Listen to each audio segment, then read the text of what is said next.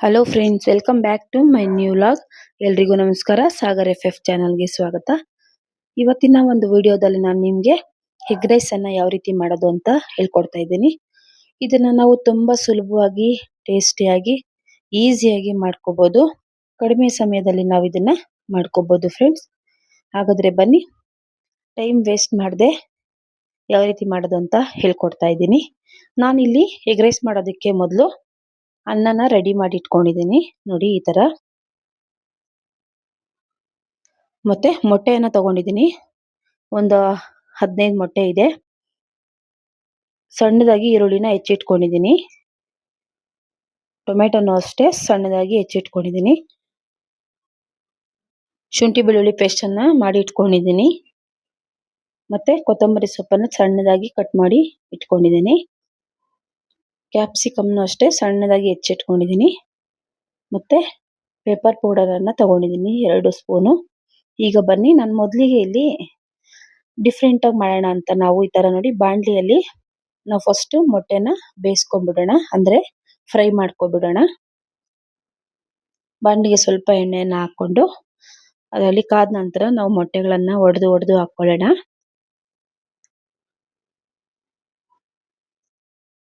Friends, ಈ ರೀತಿ ಮಾಡೋದ್ರಿಂದ ನಿಮ್ಗೆ ಈಗ ಮಸಾಲೆನೆಲ್ಲ ನಾವು ಫ್ರೈ ಮಾಡ್ಕೊಂಡ ನಂತರ ಅದರಲ್ಲೇ ಕೆಲವರು ಮೊಟ್ಟೆಯನ್ನ ಹಾಕ್ತಾರೆ, ಫ್ರೈ ಮಾಡ್ಕೊಳ್ತಾರೆ. ಅದೇನಾಗ್ಬಿಡುತ್ತೆ ಅಂದ್ರೆ ಮೊಟ್ಟೆ ಸಿಗೋದಿಲ್ಲ, ಎಲ್ಲ ಪುಡಿ ಪುಡಿ ಆಗ್ಬಿಡುತ್ತೆ. ನಾವ್ ಈ ತರ ಮೊಟ್ಟೆನ ಸಪ್ರೇಟ್ ಆಗಿ ಬೇಯಿಸ್ಕೊಂಡು ಈ ತರ ಫ್ರೈ ಮಾಡ್ಕೊಂಡು ಹಾಕಿದ್ರೆ ಮೊಟ್ಟೆನೂ ಸಿಗುತ್ತೆ, ಚೆನ್ನಾಗೂ ಸಹ ಇರುತ್ತೆ. ನೀವು ಬೇಕಾದ್ರೆ ಈ ರೀತಿ ಟ್ರೈ ಮಾಡಿ, ಹೇಗಿರುತ್ತೆ ಅಂತ ಕಮೆಂಟ್ ಮೂಲಕ ತಿಳಿಸಿ. ನೋಡಿ, ಇಲ್ಲಿ ಎಲ್ಲಾ ಮೊಟ್ಟೆಗಳನ್ನ ನಾನು ಒಡೆದು ಹಾಕೊಳ್ತಾ ಇದ್ದೀನಿ.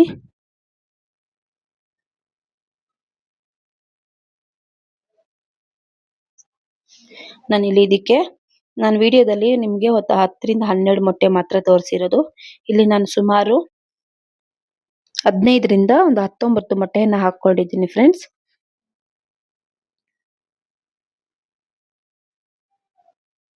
ಈ ರೀತಿ ನೀವು ಸಹ ಯಾರಾದ್ರೂ ಟ್ರೈ ಮಾಡಿದ್ರೆ, ಈ ರೀತಿ ನೀವು ಎಗ್ ರೈಸ್ ಮಾಡಿದ್ರೆ ಕಮೆಂಟ್ ಮಾಡಿ ತಿಳಿಸಿ. ನೋಡಿ, ಈಗ ಮೊಟ್ಟೆಯನ್ನ ಹಾಕೊಂಡಿದ್ದಾಯ್ತು. ಈಗ ನಾನು 1.5 ಟೇಬಲ್ ಸ್ಪೂನ್ ಅಷ್ಟು ಕಾಳು ಮೆಣಸಿನ ಪುಡಿಯನ್ನ ಹಾಕೊಳ್ತಾ ಇದ್ದೀನಿ. ಮತ್ತೆ ಅದರ ಜೊತೆಗೆ 1 ಟೇಬಲ್ ಸ್ಪೂನ್ ಅಷ್ಟು ಉಪ್ಪನ್ನ ಹಾಕೊಳ್ತಾ ಇದ್ದೀನಿ. ನೀವು ನೋಡ್ಕೊಳ್ಳಿ, ಉಪ್ಪು ಕಡಿಮೆನೆ ಹಾಕೊಳ್ಳಿ, ಜಾಸ್ತಿ ಆದರೆ ಚೆನ್ನಾಗಿರೋದಿಲ್ಲ. ನಾವು ಒಂದು 5 ನಿಮಿಷ ಇದನ್ನ ಹಾಗೆ ಲೋ ಫ್ಲೇಮಲ್ಲೇ ಬಿಡಬೇಕು. ಈಗ ನೀವು ಒಂದು 5 ನಿಮಿಷದ ನಂತರ ನಿಧಾನವಾಗಿ ಇದನ್ನ ಮಿಕ್ಸ್ ಮಾಡ್ಕೋಬೇಕು ಫ್ರೆಂಡ್ಸ್. ತರ ನಿಧಾನವಾಗಿ ಮಿಕ್ಸ್ ಮಾಡ್ಕೊಳ್ಳಿ, ಆಗ ನಿಮ್ಗೆ ಮೊಟ್ಟೆ ಫ್ರೈ ಚೆನ್ನಾಗಿ ಬರುತ್ತೆ. ಈ ಮೊಟ್ಟೆ ಒಳಗಡೆ ನಾವು ಹಾಕಿರ್ತೀವಲ್ಲ ಮೆಣಸಿನ ಪುಡಿ, ಉಪ್ಪು ಎಲ್ಲ ಟೇಸ್ಟ್ ತುಂಬಾನೇ ಚೆನ್ನಾಗಿರುತ್ತೆ. ಹೀಗೆ ನಾವು ನಿಧಾನವಾಗಿ ಕಲ್ಸ್ಕೋಬೇಕು. ಅದು ಉಂಡೆ ಉಂಡೆ ಬರುತ್ತಲ್ಲ, ಅಲ್ಲಿವರೆಗೂ ಕಲ್ಸ್ಕೋಬೇಕಾಗುತ್ತೆ.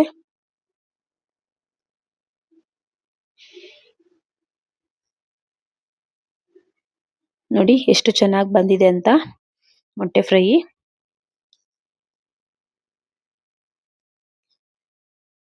ನೋಡಿ, ಈ ರೀತಿ ನಾವು ಸಪ್ರೇಟ್ ಆಗಿ ಮಾಡ್ಕೊಡೋದ್ರಿಂದ ಏನಾಗುತ್ತಂದ್ರೆ ಎಗ್ ರೈಸ್ ಅಲ್ಲಿ ಮೊಟ್ಟೆನೂ ಸಿಗುತ್ತೆ, ಪುಡಿ ಆಗೋದಿಲ್ಲ, ಟೇಸ್ಟ್ ತುಂಬಾನೇ ಚೆನ್ನಾಗಿರುತ್ತೆ ಫ್ರೆಂಡ್ಸ್. ನೋಡಿ, ತಳ ಹಿಡಿದ್ಬಿಡುತ್ತೆ, ನೋಡ್ಕೊಂಡು ನೀವು ಮಿಕ್ಸ್ ಮಾಡ್ಕೊಳ್ತಾ ಇರಬೇಕು. ಈ ರೀತಿ ನೋಡಿ, ಈಗ ಇದನ್ನ ಒಂದು ಸೈಡಲ್ಲಿ ಸಪ್ರೇಟ್ ಆಗಿ ಇಟ್ಕೊಳ್ಳೋಣ. ಈಗ ಬನ್ನಿ, ಎಗ್ ರೈಸ್ ಯಾವ ರೀತಿ ಮಾಡೋದಂತ ಹೇಳ್ಕೊಡ್ತಾ ಇದ್ದೀನಿ. ನೋಡಿ, ನಮ್ಮ ಅಕ್ಕ ಸ್ಟವ್ ಆನ್ ಮಾಡಿದ್ದಾರೆ. ಈಗ ನೋಡಿ, ದೊಡ್ಡ ಬಾಣಲಿಯನ್ನ ಇಟ್ಕೊಂಡಿದ್ದೀನಿ. ಏನಪ್ಪ ಇದು ಇಷ್ಟೊಂದು ದೊಡ್ಡ ಬಾಣಲಿಯಲ್ಲಿ ಮಾಡ್ತಾ ಇದ್ದೀರಾ ಅಂತ ಅನ್ಕೋಬೇಡಿ. ನಾವು ಮನೆಯಲ್ಲಿ ಜಾಸ್ತಿ ಜನ ಇರೋದ್ರಿಂದ ನಾವು ಯಾವುದೇ ಒಂದು ಅಡಿಗೆ ಮಾಡಿದ್ರು ತುಂಬಾ ಜಾಸ್ತಿನೇ ಮಾಡ್ಕೋಬೇಕಾಗುತ್ತೆ. ಅದರಿಂದ ಅಷ್ಟೇ ನಾನಿಲ್ಲಿ 4 ಟೇಬಲ್ ಸ್ಪೂನ್ ಅಷ್ಟು ಎಣ್ಣೆಯನ್ನು ಹಾಕೊಳ್ತಾ ಇದ್ದೀನಿ. ಯಾವುದೇ ನೀವು ಈ ತರ ಅಡಿಗೆನ ಮಾಡ್ಬೇಕಾದ್ರೆ ಎಣ್ಣೆ ಜಾಸ್ತಿ ಇದ್ರೇನೆ ಚೆನ್ನಾಗಿರುತ್ತೆ. ಈಗ ಅದಕ್ಕೆ ಸಾಸಿವೆ ಹಾಕೊಂಡಿದ್ದೀನಿ. ಸಾಸಿವೆ ಸಿಡಿದ ನಂತರ ಕರಿಬೇವಿನ ಸೊಪ್ಪನ್ನ ಹಾಕೊಳ್ತಾ ಇದ್ದೀನಿ. ಈಗ ಸಣ್ಣಗೆ ಹೆಚ್ಚಿಟ್ಕೊಂಡಂತಹ ಈರುಳ್ಳಿಯನ್ನು ಸಹ ಹಾಕೊಂಡಿದ್ದೀನಿ. ನೋಡಿ, ಈಗ ಇದನ್ನ ನಾವು ಎಣ್ಣೆಯಲ್ಲಿ ಫ್ರೈ ಮಾಡ್ಕೋಬೇಕು.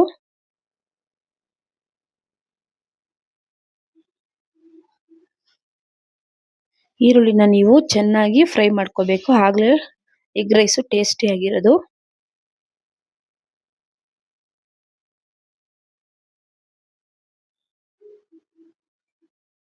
ನೋಡಿ, ಈಗ ಇದಕ್ಕೆ ನಾನು ಒಂದು 4-5 ಒಣಮೆಣಸಿನಕಾಯಿಯನ್ನು ಹಾಕೊಳ್ತಾ ಇದ್ದೀನಿ. ನೀವು ಬೇಕಿದ್ರೆ ಹಸಿಮೆಣಸಿನಕಾಯಿ ಸಹ ಹಾಕೋಬಹುದು. ಇದನ್ನ ಚೆನ್ನಾಗಿ ಮಿಕ್ಸ್ ಮಾಡ್ಕೊಳ್ಳೋಣ.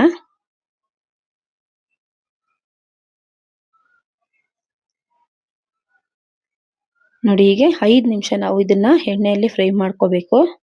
ಈರುಳ್ಳಿ ಚೆನ್ನಾಗಿ ಫ್ರೈ ಆಗ್ಬೇಕಲ್ವಾ, ಅದಕ್ಕೋಸ್ಕರ. ಈ ರೀತಿ ನಾವು ಏನಾದ್ರೂ ಸ್ಟವ್ ಮೇಲೆ ಮಾಡ್ತೀವಿ, ಆದ್ರೆ ಈ ತರ ಜಾಸ್ತಿ ಟೊಮೆಟೊ ಬಾತು ಅಥವಾ ಪಲಾವ್ ಆತರ ಮಾಡ್ಬೇಕಾದ್ರೆ ಈ ರೀತಿ ದೊಡ್ಡ ಸ್ಟವ್ ಅನ್ನ ಇಟ್ಟು ನಾವು ಅದ್ರ ಮೇಲೆ ಮಾಡೋದು. ಇಲ್ಲಾಂದ್ರೆ ಕುಕ್ಕರ್ ಅಲ್ಲಿ ಏನಾದ್ರೂ ಅನ್ನ ಮಾಡ್ಬೇಕಾದ್ರೆ ನಾವು ಸ್ಟವ್ ಅನ್ನ ಯೂಸ್ ಮಾಡ್ತೀವಿ, ಮಾಮೂಲಿ ನಾರ್ಮಲ್ ಸ್ಟವ್ ಅನ್ನ. ಈಗ ನೋಡಿ, ಈರುಳ್ಳಿ ಚೆನ್ನಾಗಿ ಫ್ರೈ ಆಗಿದೆ. ಈಗ ಇದಕ್ಕೆ ನಾವು ಕ್ಯಾಪ್ಸಿಕಮ್ ಅನ್ನ ಹಾಕೊಳ್ಳೋಣ. ಇದನ್ನ ನೀವು ಬೇಕಿದ್ರೆ ಉದ್ದುದಾಗಿ ಸಹ ಹೆಚ್ಚಿಟ್ಕೊಂಡು ಹಾಕೋಬಹುದು, ಇಲ್ಲಾಂದ್ರೆ ಈ ತರ ಸಣ್ಣದಾಗೂ ಸಹ ಹೆಚ್ಚಿಟ್ಕೊಂಡು ಹಾಕೋಬಹುದು ಫ್ರೆಂಡ್ಸ್. ಕ್ಯಾಪ್ಸಿಕಮ್ ನ ನೀವು ಜಾಸ್ತಿ ಹೊತ್ತೇನು ಫ್ರೈ ಮಾಡೋದೇನ್ ಬೇಡ, ಮುಕ್ಕಲ್ದಷ್ಟು ಬೆಂದಿದ್ರೆ ಸಾಕು, ಟೇಸ್ಟಿ ಆಗಿರುತ್ತೆ. ಈಗ ನೋಡಿ, ಶುಂಠಿ ಬೆಳ್ಳುಳ್ಳಿ ಪೇಸ್ಟ್ ಅನ್ನ ಹಾಕೊಂಡಿದ್ದೀನಿ. ಇದನ್ನು ಸಹ ಹಾಕಿದ ನಂತರ ನಾವು ಚೆನ್ನಾಗಿ ಫ್ರೈ ಮಾಡ್ಕೊಳ್ಳೋಣ. ಅದು ನಮ್ಗೆ ಹಸಿ ವಾಸನೆ ಎಲ್ಲ ಹೋಗ್ಬೇಕು, ಆಗ್ಲೇ ಯಾವುದೇ ಒಂದು ಅಡಿಗೆ ಚೆನ್ನಾಗಿರೋದು ಫ್ರೆಂಡ್ಸ್. ಈಗ ನಾವು ಹಸಿ ವಾಸನೆ ಹೋಗೋವರೆಗೂ ಫ್ರೈ ಮಾಡ್ಕೊಳ್ಳೋಣ ಇದನ್ನ.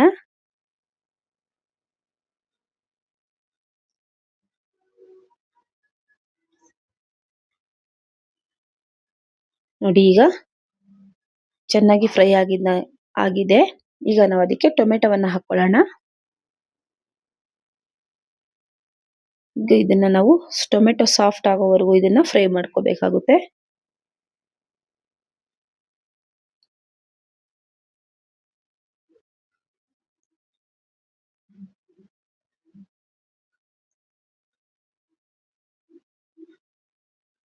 ನೋಡಿ ಫ್ರೆಂಡ್ಸ್, ಟೊಮೆಟೊ ಚೆನ್ನಾಗಿ ಬೇಯ್ತಾ ಇದೆ. ಈಗ ಇದಕ್ಕೆ ನಾನು ರುಚಿಗೆ ತಕ್ಕಷ್ಟು ಉಪ್ಪನ್ನು ಹಾಕೊಳ್ತಾ ಇದ್ದೀನಿ. ನಾನು ಇಲ್ಲಿ 1.5 ಟೇಬಲ್ ಸ್ಪೂನ್ ಅಷ್ಟು ಉಪ್ಪನ್ನು ಹಾಕೊಂಡಿದ್ದೀನಿ. ಯಾಕಂದ್ರೆ ಮೊಟ್ಟೆಗೆಲ್ಲ ಹಾಕಿದೀವಲ್ಲ, ಅನ್ನಕ್ಕೂ ಹಾಕಿರ್ತೀವಿ ಮತ್ತೆ ಮೊಟ್ಟೆಕ್ಕೂ ಹಾಕಿರ್ತೀವಿ, ಇದಕ್ಕೂ ಹಾಕೊಂಡಿರ್ತೀವಿ. ನೀವು ನೋಡ್ಕೊಂಡು ಹಾಕೊಳ್ಳಿ. ಈಗ ಚೆನ್ನಾಗಿ ಇದನ್ನ ಫ್ರೈ ಮಾಡ್ಕೋಬೇಕು. ನಾವು ಉಪ್ಪನ್ನು ಹಾಕಿರೋದ್ರಿಂದ ಟೊಮೆಟೊ ತರಕಾರಿ ಎಲ್ಲ ಬೇಗನೆ ಬೇಯುತ್ತೆ.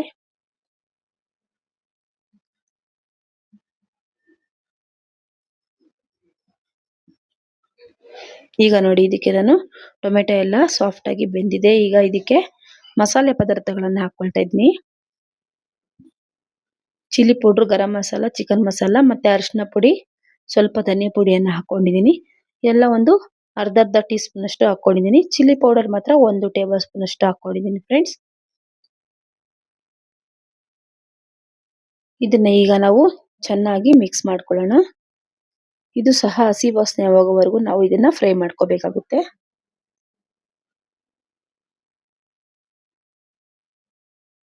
ನೀವು ಎಗ್ ರೈಸ್ ಅನ್ನ ಈ ರೀತಿ ಒಂದ್ಸಾರಿ ಟ್ರೈ ಮಾಡಿ, ಯಾವ ರೀತಿ ಬಂದಿದೆ ಅಂತ ಕಮೆಂಟ್ ಮೂಲಕ ತಿಳಿಸಿ ಫ್ರೆಂಡ್ಸ್.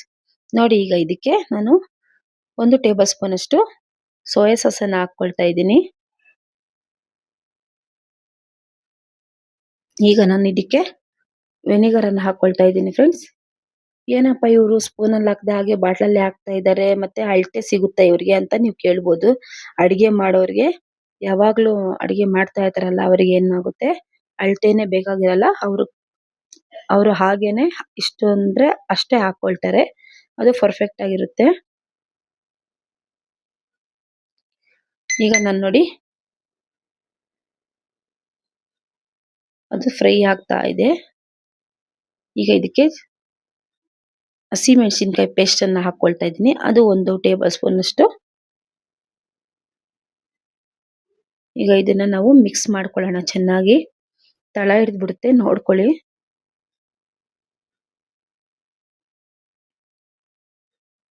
ಈಗ ಇದಕ್ಕೆ ನಾನು ಟೊಮೆಟೊ ಕೆಚಪ್ ಅನ್ನ ಹಾಕೊಳ್ತಾ ಇದ್ದೀನಿ, ಅಂದ್ರೆ ಟೊಮೆಟೊ ಸಾಸ್ ಅನ್ನ. ಇದು ಹಾಕೋದ್ರಿಂದ ಟೇಸ್ಟ್ ತುಂಬಾನೇ ಚೆನ್ನಾಗಿರುತ್ತೆ ಫ್ರೆಂಡ್ಸ್. ಈಗ ಇದನ್ನ ಚೆನ್ನಾಗಿ ಮಿಕ್ಸ್ ಮಾಡೋಣ. ನೋಡಿ ಸ್ವಲ್ಪ ತಳ ಹಿಡಿದ್ಬಿಟ್ಟಿದೆ. ಈಗ ಇದಕ್ಕೆ ನಾವು ಮೊದಲೇ ಬೇಯಿಸಿಟ್ಕೊಂಡಂತಹ ಮೊಟ್ಟೆಯನ್ನ ಹಾಕೊಳ್ಳೋಣ ಫ್ರೆಂಡ್ಸ್. ನೋಡಿ ಎಷ್ಟು ಚೆನ್ನಾಗಿದೆ ಅಂತ. ನಿಮ್ಗೆ ಈ ರೀತಿ ಮಾಡ್ಕೊಂಡ್ರೆ ಎಗ್ ರೈಸ್ ಅಲ್ಲಿ ರೈಸ್ ಒಳಗಡೆ ಮೊಟ್ಟೆನೂ ಸಿಗುತ್ತೆ, ಟೇಸ್ಟಿಯಾಗೂ ಇರುತ್ತೆ ಫ್ರೆಂಡ್ಸ್. ಈಗ ಇದನ್ನ ನಾವು ಒಂದು 2 ನಿಮಿಷ ಫ್ರೈ ಮಾಡ್ಕೊಂಡ್ರೆ ಸಾಕು.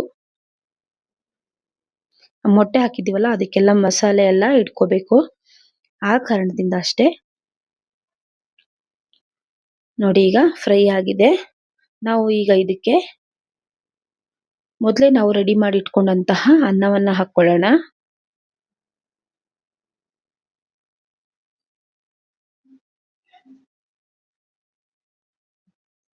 ನೋಡಿ ಇಲ್ಲಿ ನಾನು ಸ್ವಲ್ಪ ಸ್ವಲ್ಪನೇ ಹಾಕೊಳ್ತೇನೆ. ಬಿಸಿ ಇರೋದ್ರಿಂದ ಏನಾಗುತ್ತೆ ಅಂದ್ರೆ ಸ್ವಲ್ಪ ಸ್ವಲ್ಪನೇ ನಾವು ಹಾಕೋಬೇಕಾಗುತ್ತೆ. ನೀವು ಬೇಕಿದ್ರೆ ಮಧ್ಯಾಹ್ನ ಅನ್ನ ಮಾಡಿ ನೈಟು ಆರಿರುತ್ತಲ್ವಾ ಅನ್ನ, ತಣ್ಣಗಾಗಿರುತ್ತಲ್ಲ, ಆವಾಗ ಬೇಕಾದ್ರೂ ನೀವು ಮಾಡ್ಕೋಬಹುದು. ಇಲ್ಲಾಂದ್ರೆ ಬಿಸಿ ಬಿಸಿಯಾಗಿ ಅನ್ನ ಮಾಡ್ಕೊಂಡಾದ್ರೂ ಮಾಡ್ಕೋಬಹುದು ಫ್ರೆಂಡ್ಸ್. ನೋಡಿ ನಾನು ಎಲ್ಲ ಅನ್ನನ ಹಾಕೊಂಡಿದ್ದೀನಿ. ಈಗ 1.5 ಟೇಬಲ್ ಸ್ಪೂನ್ ಅಷ್ಟು ಪೆಪ್ಪರ್ ಪುಡಿಯನ್ನ ಹಾಕೊಳ್ತಾ ಇದ್ದೀನಿ. ಕೊತ್ತಂಬರಿ ಸೊಪ್ಪನ್ನ ಕೊನೆಯದಾಗಿ ಹಾಕೊಳ್ತಾ ಇದ್ದೀನಿ. ಇದಾಕಿದ ನಂತರ ನಾವು ನಿಧಾನವಾಗಿ ಅನ್ನನ ಮಿಕ್ಸ್ ಮಾಡ್ಕೋಬೇಕಾಗುತ್ತೆ.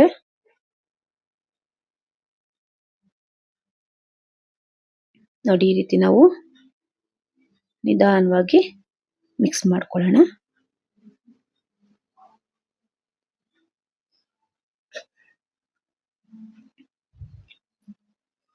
ತುಂಬಾನೇ ಚೆನ್ನಾಗಿರುತ್ತೆ ಫ್ರೆಂಡ್ಸ್. ಈ ರೀತಿ ನೀವು ಒಂದ್ಸರಿ ಟ್ರೈ ಮಾಡಿ, ಟೇಸ್ಟಿಯಾಗಿ ತುಂಬಾ ಚೆನ್ನಾಗಿರುತ್ತೆ. ನಮ್ಮ ಮಕ್ಕಳಿಗಂತೂ ವಾರಕ್ಕೆ 3 ಸಲ ಮಾಡಿಸಿದ್ರು ತಿಂತಾರೆ, ಅಷ್ಟೊಂದು ಚೆನ್ನಾಗಿರುತ್ತೆ ಟೇಸ್ಟು. ನೋಡಿ ಈಗ ಎಲ್ಲಾನು ಚೆನ್ನಾಗಿ ಮಿಕ್ಸ್ ಮಾಡ್ಕೊಂಡಿದ್ದೀನಿ. ನೋಡಿ ಮಿಕ್ಸ್ ಮಾಡಿದ ನಂತರ ನೋಡಿ ಇವಾಗ ನಮ್ಮಕ್ಕ ತಟ್ಟೆಯಲ್ಲಿ ಹಾಕಿ ಎಲ್ಲರಿಗೂ ಕೊಡ್ತಾ ಇದ್ದಾರೆ. ಮೊದಲೇ ನಾವು ಎಲ್ಲ ಚೊಂಬಲ್ಲಿ ನೀರು ಎಲ್ಲ ಇಟ್ಕೊಂಡಿದೀವಿ. ಈ ರೀತಿ ನಾವು ಎಲ್ಲರಿಗೂ ತಟ್ಟೆ ಕೊಟ್ಟು ಎಲ್ಲರಿಗೂ ನಾವು ಸಹ ಅಲ್ಲೇ ಕುತ್ಕೊಂಡು ತಿಂತೀವಿ. ನಾಳೆ ನಮ್ಮ ಮಗಳಿಗೆ ವಿಡಿಯೋಗೆ ಅವಳಿಗೆ ಮುಖ ತೋರಿಸೋದಕ್ಕೆ ನಾಚಿಕೆ, ಅದಕ್ಕೆ ಓಡೋಗ್ತಾಳೆ. ನೋಡಿದ್ರ ಫ್ರೆಂಡ್ಸ್ ಎಷ್ಟು ಚೆನ್ನಾಗಿದೆ ಅಂತ. ಎಗ್ ರೈಸು ತುಂಬಾನೇ ಟೇಸ್ಟಿ ಆಗಿರುತ್ತೆ. ಮತ್ತೊಂದ್ಸರಿ ಹೇಳ್ತಾ ಇದ್ದೀನಿ, ನೀವು ಸಹ ಈ ರೀತಿ ಟ್ರೈ ಮಾಡಿ, ಹೇಗಿದೆ ಅಂತ ಕಮೆಂಟ್ ಮೂಲಕ ತಿಳಿಸಿ. ಹಾಗೆ ಯಾರ್ಯಾರೆಲ್ಲ ನನ್ನ ಚಾನಲ್ನ ಸಬ್ಸ್ಕ್ರೈಬ್ ಮಾಡದೆ ನೋಡ್ತಾ ಇದ್ದೀರೋ ಈಗಲೇ ಸಬ್ಸ್ಕ್ರೈಬ್ ಮಾಡ್ಕೊಳ್ಳಿ, ಸಪೋರ್ಟ್ ಮಾಡಿ ಅಂತ ಕೇಳ್ಕೊಳ್ತಾ ಇದ್ದೀನಿ.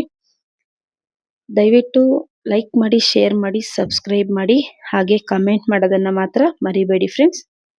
ನೋಡಿ ಎಷ್ಟು ಚೆನ್ನಾಗಿ ಬಂದಿದೆ ಅಂತ ಎಗ್ ರೈಸು. ತುಂಬಾ ಅಂದ್ರೆ ತುಂಬಾನೇ ಚೆನ್ನಾಗಿದೆ. ಈ ವಿಡಿಯೋ ನೋಡಿದ್ದಕ್ಕಾಗಿ ತಮಗೆಲ್ಲರಿಗೂ ತುಂಬಾ ಧನ್ಯವಾದಗಳು ಫ್ರೆಂಡ್ಸ್. Thank you.